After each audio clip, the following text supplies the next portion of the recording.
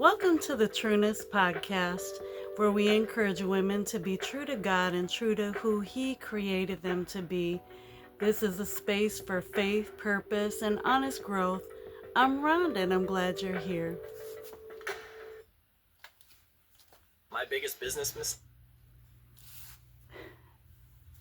So, a little bit of technical difficulties, but anyway, have you ever looked back on a difficult season and realized God was doing so much more than you could see at that time?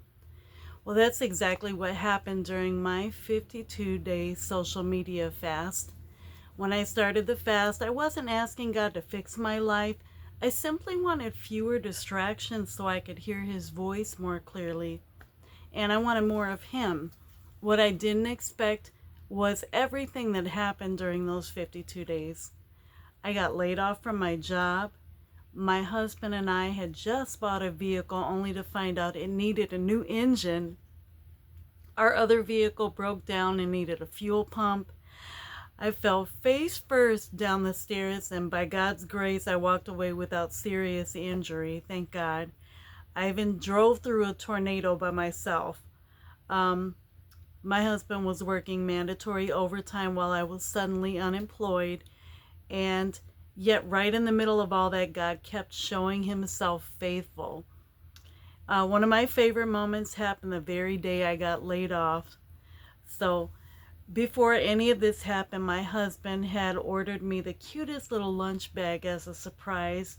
Neither of us knew I was about to lose my job. But guess what day it arrived?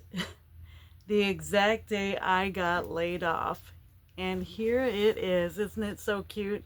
So this is a constant reminder of just, I don't know, how God has a sense of humor too.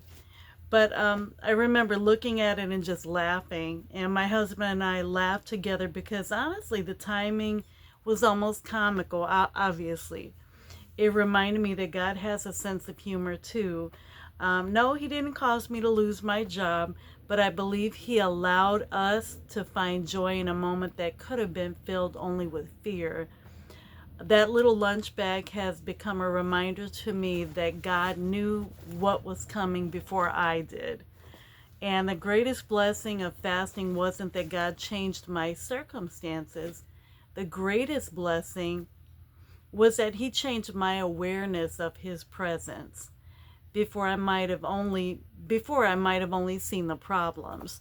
But God provided, God guided, God spoke, God strengthened me, and God reminded me He sees every detail. Matthew chapter 6 verses 17 through 18, when you fast, wash your face. Don't appear unto men as if you're fasting, but unto your Father which is in secret. And your Father which sees in secret will reward you openly. And when we think about fasting, we often hope God will change our circumstances.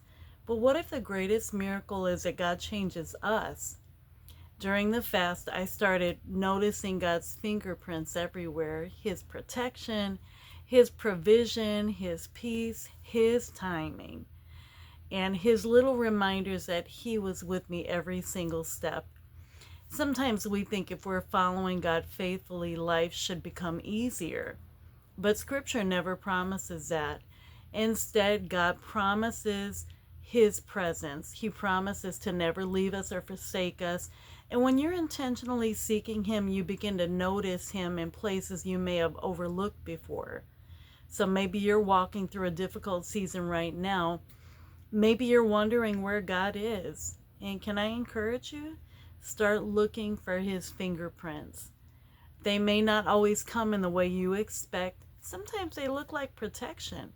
Sometimes they look like unexpected provision. Sometimes they look like strength to get through another day. And sometimes they look like a little lunch bag showing up on the very day you no longer have a job to take your lunch to. But only God can write stories like that. And looking back, I wouldn't have chosen many of the circumstances I faced during those 52 days, but I wouldn't trade what God taught me in them. And he reminded me that he is incredibly personal.